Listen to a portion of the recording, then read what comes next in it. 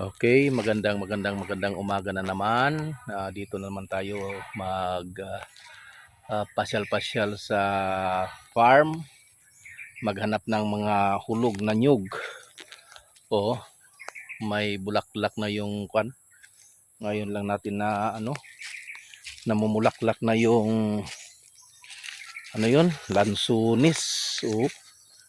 Oh, namumulaklak na yung lansunis, mayroon na naman tayong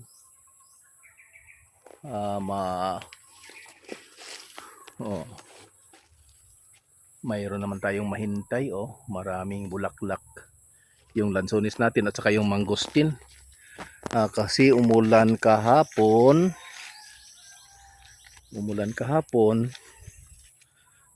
pasyal tayo, bibisitahin natin itong mga tanim.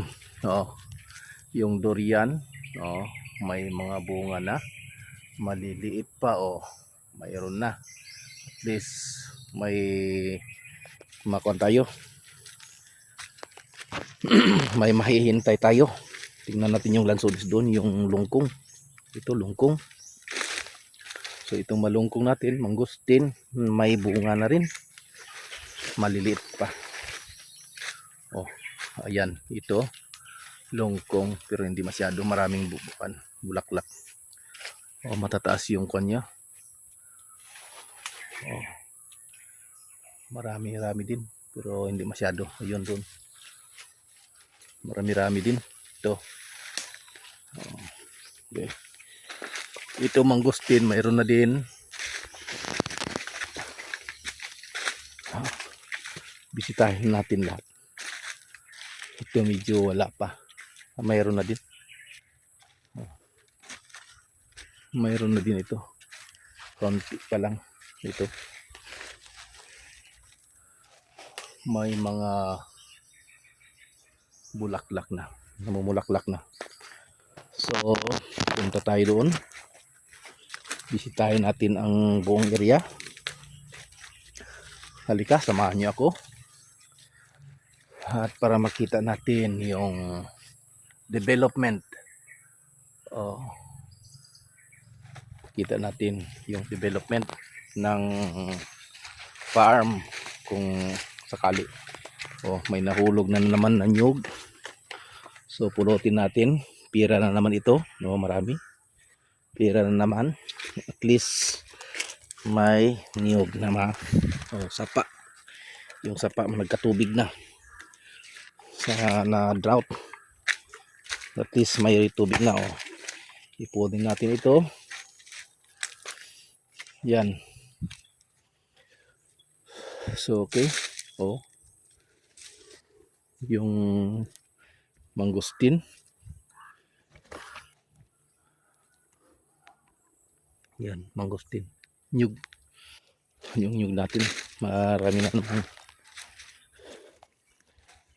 na namang pwedeng ma-harvest. So at least may pambili tayo ng bigas at magasto pag-aral ng ating mga estudyante, ating mga anak. So 3 pa, hindi pa nakatapos. So yung rambutan, papa na yung rambutan, may bunga na. Is 5 variety. Ito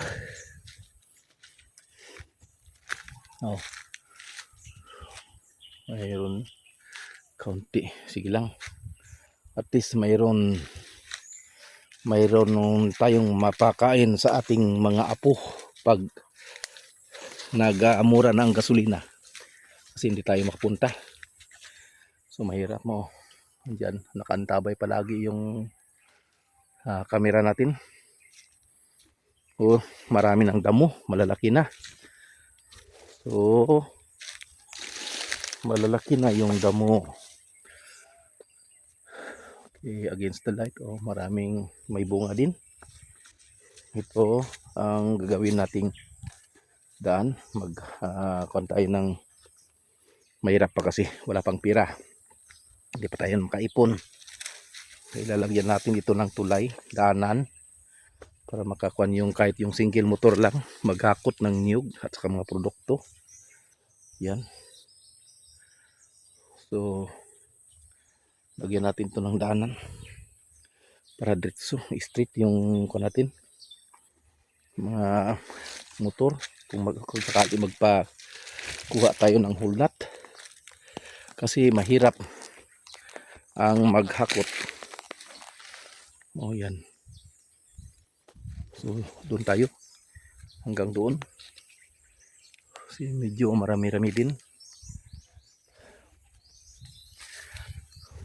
At ito, may mga nahulog, iipunin natin para may kaunting mabinta natin.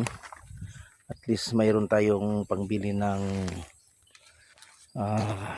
bagoong o ulam. O yun, tingnan mo muna natin. May mga hulog. So ako to ipunin. Yan. Try din natin mag video mag vlog baka kung sakali.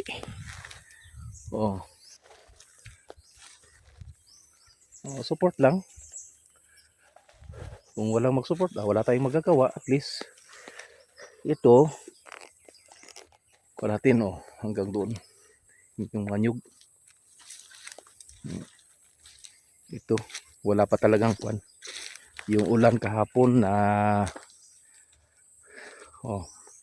natubig-tubigan na din yung dry na sapa. Hindi sapa-sapa. Kasi hindi man to sapa. Ito may tubig na. At least may masipsip na yung mga tanim natin. So ito pala. Kumusta kayo mga lansones na longkong variety? Mayroon na din. Mayroon na ding bulaklak. So ito sila. Mayroon namumulaklak din. Kaunti lang kasi mainit ngayon lang. Kahapon lang umulan. So kahapon lang umulan. So hindi natin masisi dahil ng kalikasan sa panahon. Medyo marami-rami din ang bulaklak. Sana magtuloy-tuloy na. Magtuloy-tuloy yan. Para may makuha din yung apo natin. Punta. Marami-rami din.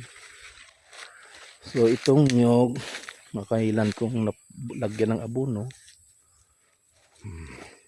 Yan. Yan mga kaibigan, kakabsat at kababayan. Yan, ganito lang buhay natin, farmer. Magpasyal-pasyal, magtingin-tingin sa kung may pwede na bang makuha.